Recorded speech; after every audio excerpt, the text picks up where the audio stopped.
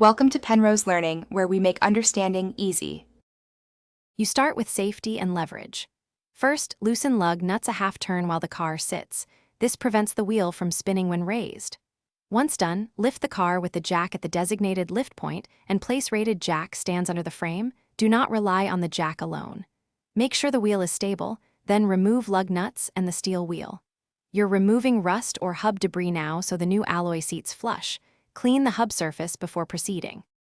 You now fit the alloy and verify alignment. Test fit the wheel to confirm the center bore and offset clearances, clear brakes and suspension components. Install hub-centric rings if the bore is larger than the hub. Align the valve stem and hand thread all lug nuts using a star pattern so the wheel seats evenly. Once hand tight, lower the car just enough for the wheel to contact the ground. This gives resistance for final torque without full vehicle weight. You finish by torquing and verifying.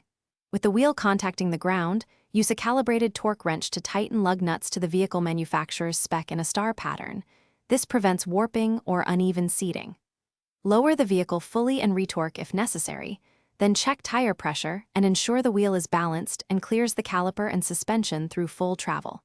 If you hear vibration or see uneven wear, recheck torque and balance, if persistent. Thanks for watching. If this was helpful, leave a like and consider subscribing. See you next time.